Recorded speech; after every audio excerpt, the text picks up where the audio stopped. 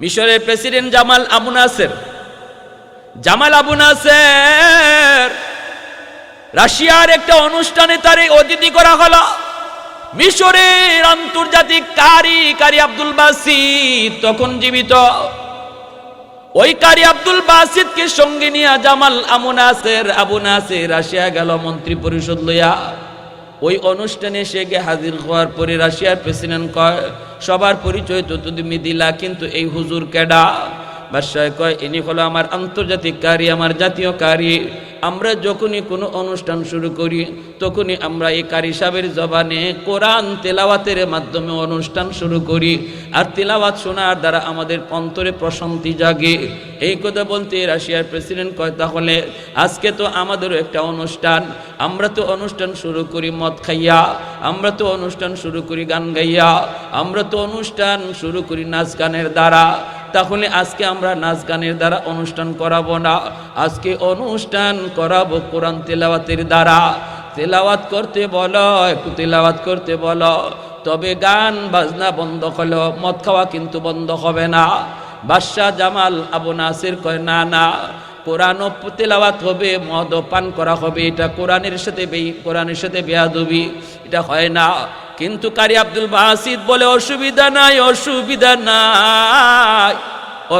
নাই, তবে আমার একটা অনুরোধ, আমি কোরআন তেলাওয়াত শুরু করার পর তোমরা মন চাইলে মদ পান কইর, এর আগে মদ খাইও না। আল্লাহু আকবার।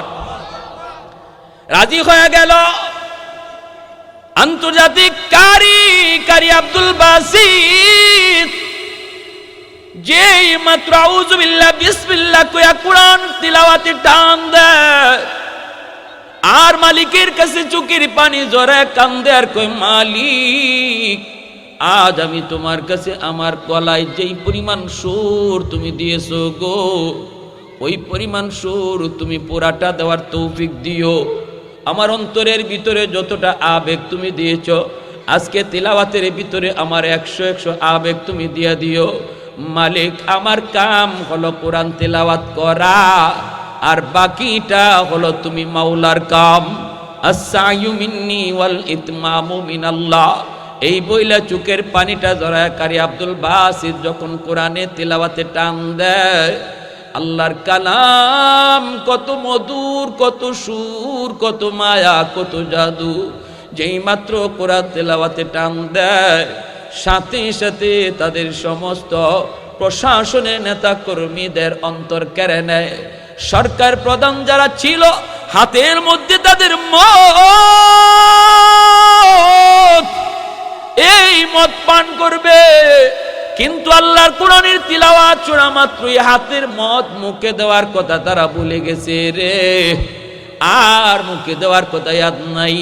ভাইয়েরা বন্ধুরা, অল্প সময়ের ভিতরে তারা টের পাইল তারা আরেক জগতে চলে গেছে। আল্লাহ পাক রব্বুল আলামিন তার কালামের তিলাওয়াতের ভিতরে এত মধুরতা দান করেছেন, তারা মদ খাওয়ার কথা ভুলে গেছে। তিনি তিলাওয়াত শেষ করার পর জামাল আবু নাসের তাকায়া দেখে সবগুলি মানুষের হাতে মদ, কেউ মুখে মদ দেয় না, কিন্তু তাদের প্রতিটা মানুষের চোখ দিয়া দর দর করে অশ্রু ঝরতেছে। জামাল আবু নাসির কয়, কি হয়েছে তোমাদের? সাথে সাথে রাশিয়ার প্রেসিডেন্ট কয়, বাদশাহ, আল্লাহর কালামের ভিতরে এত মায়া, এত মধু, এত জাদু, যদি এমন কারি আমাদের কাছে থাকতো, আমরা কোন অনুষ্ঠানে গান গাওয়াইতাম না, নাচ গান করাইতাম না, সকাল সন্ধ্যা আমরা কোরআন তেলাওয়াত শুনতাম। আর একটু জোরে কন্যা সুবহানাল্লাহ। লা জিদ্দা ওয়ালা নিদ্দা ওয়ালা হাদ্দা লিমাওলা, লা জিদ্দা ওয়ালা নিদ্দা ওয়ালা হাদ্দা লিমাওলা, আল আনা কামা কানা ওয়ালাম ইয়ালকা জাওয়ালা, আল আনা কামা কানা ওয়ালাম ইয়ালকা জাওয়ালা, লা মিসলা ওয়ালা সাওয়ারা মিসলা ওয়া নাযীরা, মান ক্বালা সিওয়া যালিকা ক্বাদ ক্বালা মুহালা, মান ক্বালা সিওয়া যালিকা ক্বাদ ক্বালা মুহালা। লা ওয়ালদা ওয়ালা ওয়ালিদা লা আম্মা ওয়া খালা লা শিবহা ওয়ালা মিসলা ওয়ালা কুফুয়া লিমাওলা। একটু জোরে সোরে কও আল্লাহু আকবার, আর একটু জোরে কও আল্লাহু আকবার। আমার ভাইয়েরা বন্ধুরা, যুবক, 1999 সাল 17 জানুয়ারি 2000 সনে জানুয়ারি মাসে ইনকিলাবে একটা ঘটনা উল্লেখ করা হয়েছে রে যুবক। ঘটনাটা হলো, আল্লাহর কোরআনের সাথে যদি অপমান করা হয়, কোরআনের সাথে যদি বেয়াদবি করা হয়, আল্লাহ পাক রব্বুল আলামিন ধরে না, ধরলে কিন্তু আল্লাহ পাক ছাড়ে না। আল্লাহ যদি কাউকে ধরে, কেউ কিন্তু ছাড়াইতে পারে না, এই ক্ষমতা কারো নাই। ইন্না বাতশা রাব্বিকা লাশাদীদ, আল্লাহর ধরা বড় কঠিন ধরা। এ যুবক, তুরস্কের প্রেসিডেন্ট তখন ছিল এরকম সময় একজন নাস্তিক, তুরস্কের সরকার প্রধানও নাস্তিক, তুরস্কের সমস্ত প্রশাসনরাও ছিল নাস্তিক। কামাল আতাতুর্কের দ্বারা স্বাধীন হয়েছে, কিন্তু নাস্তিক্যবাদী প্রাধান্য পেয়েছে। সৈন্যবাহিনীতেও ছিল সবাই নাস্তিক। তারা কয়েকজন সেনা প্রধানকে সংবর্ধনা দিবে, অনুষ্ঠান করবে, জমকালো একটা অনুষ্ঠান। ওই অনুষ্ঠানের ভিতরে আমার ভাইরা, আমেরিকা থেকে কয়েকজন বড় বড় সেনা প্রধানকে তারা ইনভাইট করলো, ইসরায়েল থেকে ইহুদি সেনা প্রধানদেরকে ইনভাইট করলো। কারণ তুরস্ক তখন মুসলমান দেশ হলো, সরকার প্রধান ছিল নাস্তিক, আল্লাহকে বিশ্বাস করে না। নাস্তিক কাকে বলে? যে কোনো ধর্ম মানে না। নাস্তিক কাকে বলে? যে বলে দেয়ার ইজ নো গড, আল্লাহ বলতে কিছু নাই, সে হলো নাস্তিক। এই নাস্তিকদের শাসন ব্যবস্থার কারণে তারা ইনভাইট করেছিল আমেরিকা থেকে খ্রিস্টানদের কিছু সৈন্য, ইহুদিদের কিছু সেনা প্রধান। আমেরিকা, ইসরায়েল থেকে তারা এই জমকালো অনুষ্ঠানে মেহমান অতিথি তারা করেছে। ভাইয়েরা বন্ধুরা, 50,000 দর্শক বসার মতো একটা গ্যালারি ছিল রে, মানুষজন জমা হয়েছে। ওই অনুষ্ঠানে তারা গান গাওয়াবে, নর্তকী আনছে বিভিন্ন ইউরোপ থেকে, অর্ধ উলঙ্গ নর্তকী আনছে এই অনুষ্ঠানে গান গাওয়ানোর জন্য। গান গাওয়াইতেছে। ওই অবস্থায় একজন কর্নেল, একজন সেনা, সে ছিল আল্লাহর কোরআনের প্রেমিক। সে ওই জমকালো অনুষ্ঠানে ছিল না, সে গান বাজনা দেখার তালেও নাই, নর্তকীদের নাচ গান দেখার তালেও নাই।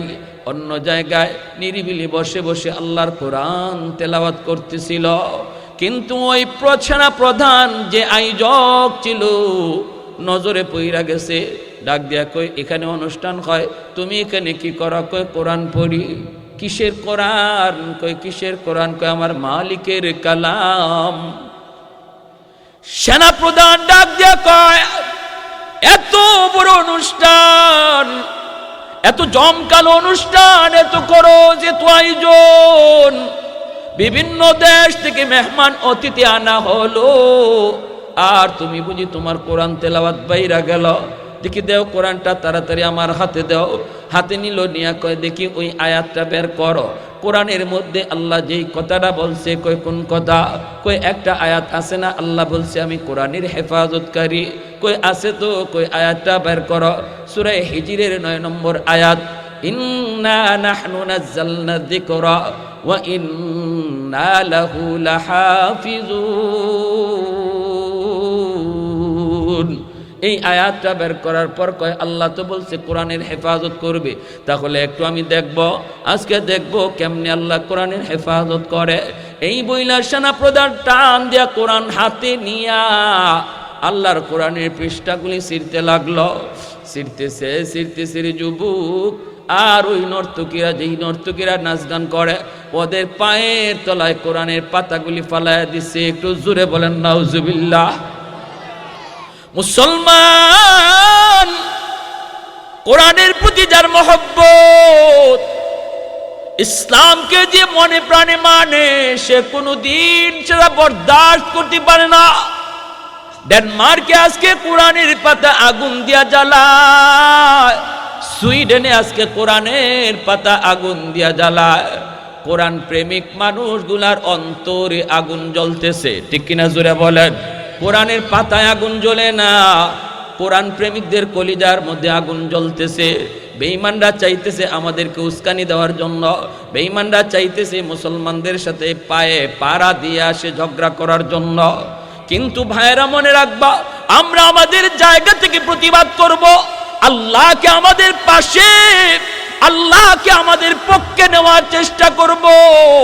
আল্লাহকে যদি আমরা রাজি করায় পাশে নিতে পারি, তাহলে বেঈমানের হাতে যত অস্ত্র থাকুক না কেন, যত পাওয়ার তাদের কাছে থাকুক না কেন, বদরের ময়দানে যেমন খেজুরের ডালকে আল্লাহ পাক তলোয়ার বানায়া দিছিলেন, ওই আল্লাহ আজও আছে।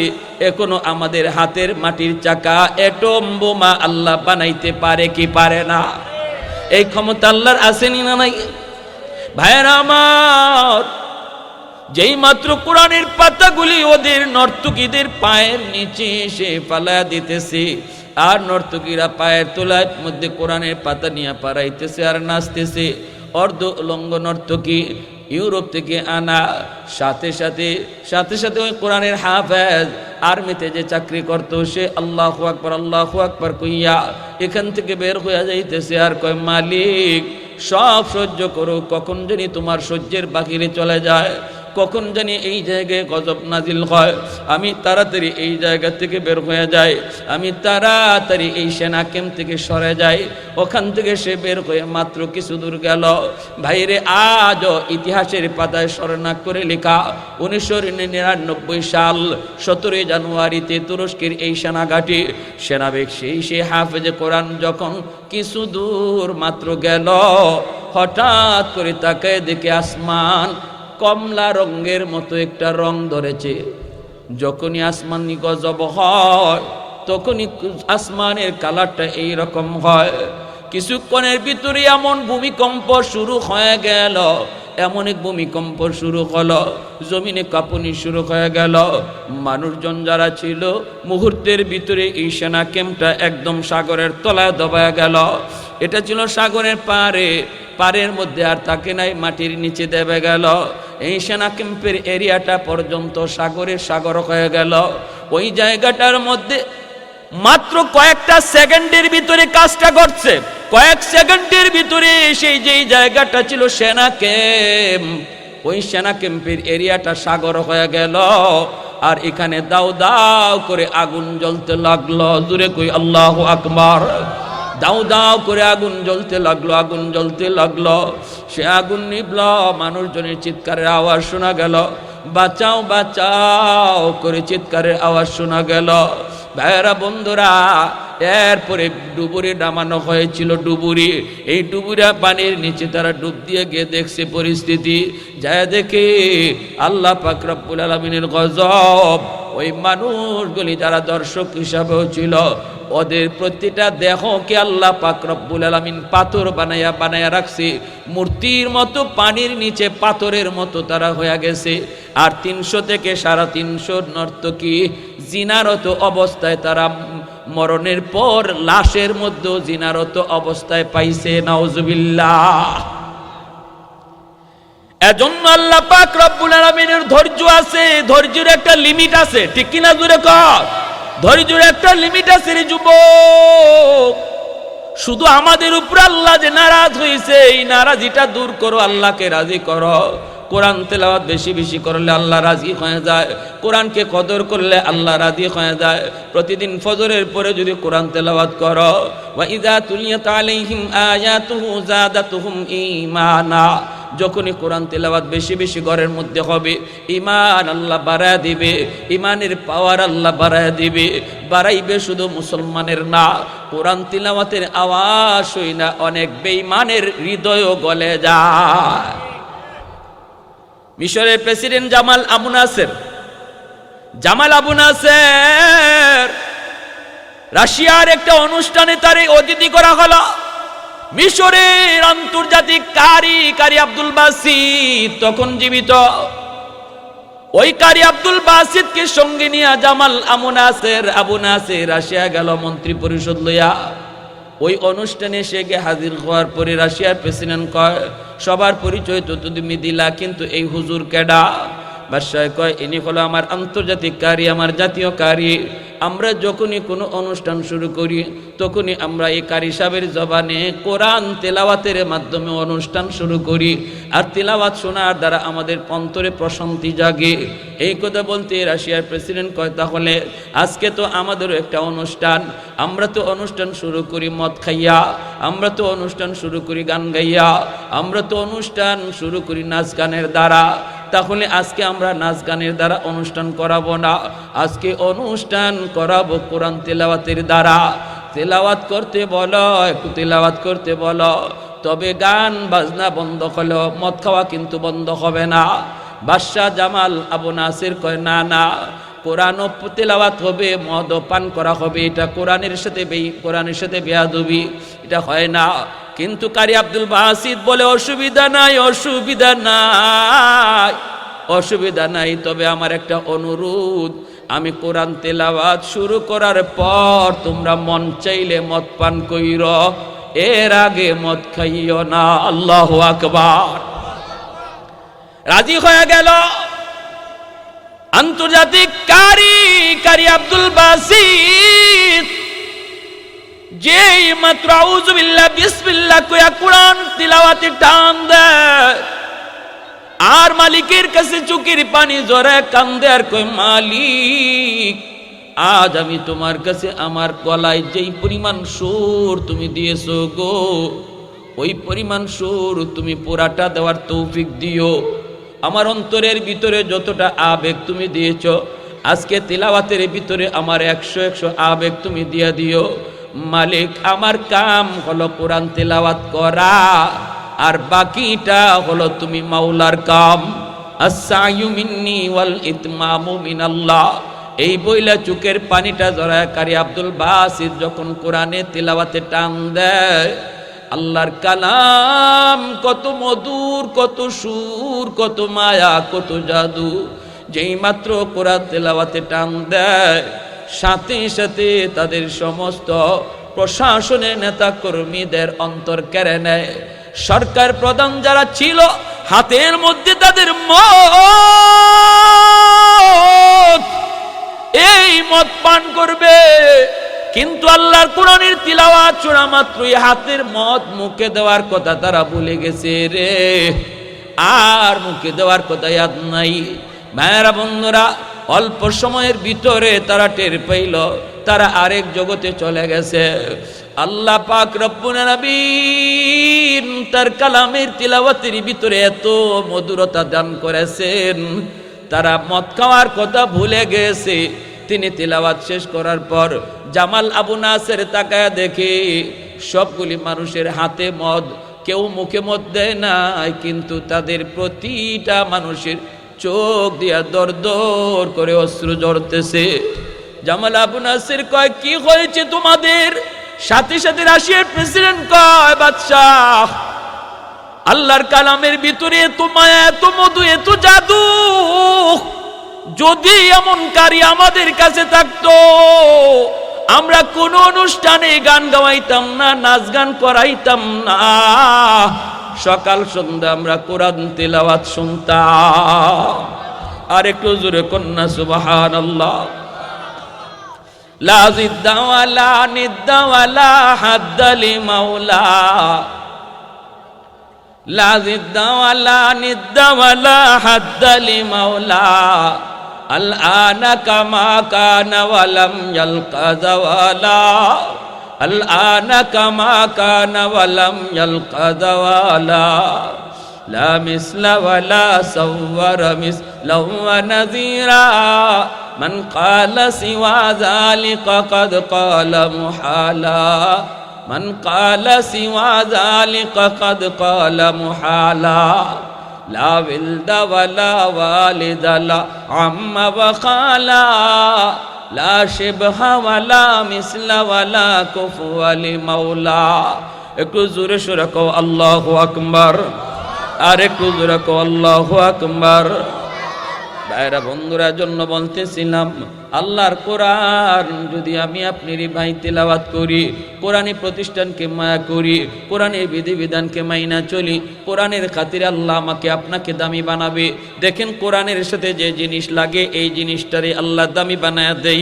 কাপড়ের টুকরা কোরআনের সাথে লাগলো, এই কাপড়ের টুকরাকে আল্লাহ পাক দামি বানায় দিল। কোরআনের সাথে গাছের টুকরা লাগলো, কাঠের টুকরা লাগা মাত্রই কাঠের টুকরার দাম বেড়ে গেল। এখন যদি ওই কাপড়টা আমার আপনার পায়ে লাগে, সাথে সাথে কিন্তু কলিজা কাঁপুনি দিয়া উঠে। এটা হলো আল্লাহর কালামের বস্তু নিয়ে, ঠিক কিনা জোরে কন? যেই কাপড় দিয়ে আমি কোরআনকে ঘুইরা রাখি, ওই কাপড় যদি আমার পায়ে লাগে রে যুবক, কলিজা কাঁপে উঠে। কারণ হলো এই কাপড়ের সম্পর্ক আল্লাহর কালামের সাথে। কাঠের টুকরা যদি আমার পা লাগে রে যুবক, কলিজা কেঁপে উঠে। কেন? কই গাছের টুকরা কাঠের টুকরার সম্পর্ক কোরআনের সাথে, ঠিক না ভাইরা আমার? এজন্য আমি আপনিও যদি কোরআনকে মায়া করি, কোরআনকে মহব্বত করি, কোরআনকে তেলাওয়াত করি, প্রতিদিন মা বোনেরা একটু খেয়াল করে শোনো, যেই করে সকাল সন্ধ্যা কোরআন তেলাওয়াত হয়, এই করে রহমত নাজিল হয়। স্বামী স্ত্রীর ভিতরে আল্লাহ পাক মহব্বত বাড়ায় দেয়, ভাইয়ে ভাইয়ে মহব্বত আল্লাহ বাড়ায় দেয়, বাপ বেটায় মহব্বত আল্লাহ বাড়ায় দেয়। কোরআনের বিধিবিধানকে মানো, হালাল হারাম মাইনা চলো। কোনোটা যদি পারি না, আমরা মনে মনে নিজের মনকে ছোট করি। বাইরে কোরআনের বিধান একটাও মানুষের ক্ষতির জন্য নয়, কোরআনের প্রতিটা বিধান হলো আমাদের শান্তির জন্য, ঠিক কিনা জোরে কন? আরো জোরে বলেন ঠিক কিনা? বাবা মারা যাওয়ার পর বাবার সম্পদ ভাই কত অংশ পাবে, বোন কত অংশ পাবে, এই আইন কোরআনের মধ্যে আসেনি না নাই? আর একটু জোরে কো, আসেনি না নাই? এটা আল্লাহ পাক মানুষের ক্ষতির জন্য দেন নাই। কোরআনের প্রতিটা বিধান হলো আমার আপনার মঙ্গলের জন্য, আমার আপনার শান্তির জন্য রে ভাই। এজন্য আল্লাহ পাক রব্বুল আলামিন কয়, মহিলাদের অংশ তুমি ভালোভাবে বুঝায় দাও, মেয়ের অংশটা তুমি ভালোভাবে বুঝায় দাও, ছেলের অংশটাও ভালোভাবে বুঝায় দাও। কে কতটুকু অংশ পাবে এতটুকু আমাদের নিজের বিবেক দিয়ে বোঝার জন্য আল্লাহ সুযোগ দেয় নাই। আল্লাহ নিজে কোরআনের মধ্যে বাক করে দিয়ে দিছে, লিযযাকারি মিসলু হাজ্জিল উনসায়াইন, লিযযাকারি মিসলু হাজ্জিল উনসায়াইন। ভাই পাবে ডাবল, বোন পাবে সিঙ্গেল। ভাইয়েরা বন্ধুরা, কেন কেন কেন আল্লাহ পাক রব্বুল আলামিন এই বিধানটা জারি করে বলতেছে? কারণ বোন সে একদিক দিয়ে পায় না, ভাইয়ের কাছ থেকে পায়, বিয়ের পরে আবার স্বামীর কাছ থেকে পায়। যদি স্বামী মারা যায় স্বামীর অংশ থেকেও স্ত্রী পায়, এমনিভাবে ছেলের অংশ থেকেও স্ত্রী পায়। ভাইয়েরা বন্ধুরা, 5টা খাত দিয়া মহিলারা সে সম্পদ পায়। এজন্য আল্লাহ পাক রব্বুল আলামিন মহিলাদের বোনদের অংশ আল্লাহ পাক কম দিয়েছেন, ভাইয়ের অংশ আল্লাহ বেশি দিয়েছেন। কেন কেন? আজকে বাংলাদেশের নাস্তিকগুলি কয় এখানে আল্লাহ বুঝি ঠকাইছে। নাউজুবিল্লাহ, জোরে কর, ঠকাইছে আল্লাহ? হ্যাঁ, ভাইয়ের খরচ বেশি, বোনের খরচ কম, ঠিক না? ঠিক না? যার খরচ বেশি তারে একটু পরিমাণে আল্লাহ বেশি দিছে, যার খরচ কম তারে কম দিছে। কারণ খরচের খাত কম, তার আয়ও কম। কিন্তু আবার মহিলারা আরো বিভিন্ন দিক দিয়ে পায়, বাবার অংশ পায়, স্বামীর অংশ পায়, ভাইয়ের অংশ পায়, ছেলের অংশও পায়, কয়েকটা দিক দিয়ে পায়। খরচ ভাইয়ের বেশি, বোনের কম। 2 ভাইয়ের মধ্যে এক ভাই শ্বশুর বাড়িতে যাবে, বাবাই কইতেছে, বাবা নে তুই তোর শ্বশুর বাড়িতে যাইবি, নে 500 টাকা নে, মিষ্টি মাছটা যা কিছু আছে এগুলা লইয়া যাইছে। ছোট ভাই একজন আসিল, হ্যাঁ হ্যাঁ কয়, আব্বা আমিও ভাইয়ের সাথে যাইবো ভাইয়ার শ্বশুর বাড়িতে। বাপে কয় যে যা, তুইও যা। এরে যে 20 টাকা, ছোট ভাইরে দিছে কত? ছোট ছেলেটারে দিছে 20 টাকা, আর বড় ছেলেরে দিছে 500 টাকা। এখন ছোট ছেলে যদি কয়, আব্বা আমরা দুজনই তোমার ছেলে, বড় ভাইরে দিলা 500 আর আমারে দিলা 20 টাকা, এটা কেমন ইনসাফ হইল? এই কথা কর সুযোগ নাই। কেন? কারণ বড় ভাইয়ে ছোট ভাইরে রাস্তার খরচ দিয়া নিয়ে যাইব, মিষ্টি মাছটা সব বড় ভাই 500 টাকার ভিতর থেকে নিব, ঠিক না? যা খরচ সব খরচ হইলো বড় ভাইয়ের 500 টাকার ভিতরে। আর ছোট ভাইরে যে বাবায় দিছে ছোট ছেলেরে 20 টাকা, এই 20 টাকার মধ্যে 1 টাকাও খরচের খাত নাই। কথা ঠিক কিনা? এজন্য বড় ভাইয়ের ছোট ভাইয়ের নিয়ে রওনা দিছে, শ্বশুর বাড়ি গেছে, গিয়ে আবার আসছে, আসার পরে দেখা যায় 500 টাকার মাঝে 1 টাকাও নাই, সব টাকা খরচ, যাতায়াত খরচ আর মিষ্টি মাস্টালে সব খরচ। দেখতে কিন্তু 500 ছিল, টাকা কিন্তু একটাও নাই। আর ছোট ছেলেরে যে 20 টাকা দিছিল, এই 20 টাকা পকেটে এখনো আছে। কথা কোন ঠিক কিনা? আরো জোরে কোন। তাহলে এখন হিসাব মিলান, এখন হিসাব মিলান। এখন যদি কেউ কয় না বাপে জুলুম করছে, বড় পুলারে 500 টাকা দিয়া আর ছোট পুলারে 20 টাকা দিয়া, এর মাথায় বোঝা গেল এর মাথার তারসিরা, ঠিক না? এর মাথার ব্রেন ফসা গান্দা, এ বুঝেই না, অঙ্কই বুঝে না, এ হিসাব বুঝে না। এ শুধু দেখে 20 টাকা আর 500 টাকা, কিন্তু বাকি অঙ্ক এ জানেই না, ঠিক কিনা? বাংলাদেশের নাস্তিকগুলার মাথার মধ্যে এরকম ফুকায় ধরছে, গুনে ধরছে, ফসা হয়ে গেছে, গান্দা হয়ে গেছে, এজন্য হিসাব মিলাইতে পারে না। প্যারে হাজরিন, ঠিক কিনা জোরে কোন। কিন্তু আমি আপনাদেরকে বলবো, আল্লাহ যে বোনদেরকে, আল্লাহ পাক যে মহিলাদের যে অংশটা আল্লাহ ধার্য করেছেন, এই অংশটা দেওয়ার ক্ষেত্রে কোনো বাবা সাবধান, কোনো দিন হেরফের করবেন না। কারণ ছেলে যেমন আপনার সন্তান, মেয়েটাও আপনার সন্তান। আর আল্লাহর পক্ষে দেওয়া বাতানো, আল্লাহ যে অংশটা ধার্য করে দিছে, এখানের মধ্যে নিজের বুদ্ধি খাটাইয়া, নিজের চিন্তা কইরা মেয়েরে কম দেওয়া অথবা মেয়েরে না দেওয়া, এমন কোন সিদ্ধান্ত যদি কোনো বাবা নেয়, তাহলে মনে রাখবেন, আপনি বাবা হইয়া হাজী সাহেব হতে পারেন, আপনি বড় দানবীর হতে পারেন, আপনি পাক্কা নামাজি দিনদার তাহাজ্জুদ গুজার হতে পারেন, কিন্তু যদি দুনিয়াতে মেয়েরে ঠকায়া যান, কিয়ামতের ময়দানে শুধু না, কবরে যাওয়া মাত্রই কবরটা যায় পাইবেন জাহান্নামের আগুনে ভরপুর, জাহান্নামের আগুনে ভরপুর। কারণ আল্লাহ কোনদিন এই অপরাধ আল্লাহ মাফ করবে না। কারণ এটা বান্দার হকের সাথে জড়িত, এটা বান্দার হকের সাথে জড়িত। একক তো নামাজ আপনার কাজা হয়েছে, আল্লাহ মাফ করে দিবে, কিন্তু আপনি কাউরে ঠগাইছেন, যদি এমনটা করেন, এই ব্যাপারে আল্লাহ কোনো কথা বলবে না। আল্লাহ বলবে, আমি জানি না, যারে দুনিয়াতে ঠগাইছো তার কাছ থেকে যেভাবে পারো মাপ নাও। হাসরের মাঠে মেয়ে বাবাকে মাপ দিবে না, ছেলে বাবাকে মাপ দিবে না, বন্ধু বন্ধুকে মাপ দিবে না, স্ত্রী স্বামীকে মাপ দিবে না, প্রতিবেশী কাউকে মাপ দিবে না। দুনিয়ার জগতে মাপ চাওয়ার জায়গা, হাসরের মাঠে মাপ চাওয়ার জায়গাও না, মাপ দেওয়ার জায়গাও না, ঠিক কিনা জোরে কোন। হাসরের মাঠে শুধু একটা কথাই হবে, ইয়া নফসি ইয়া নফসি। ছেলে কইব, আল্লাহ বাপ চিনি না, আমারে বাঁচাও। বাবাই কইব, আল্লাহ পুলা চিনি না, আমারে বাঁচাও। সবাই শুধু এক চিন্তায় থাকবে।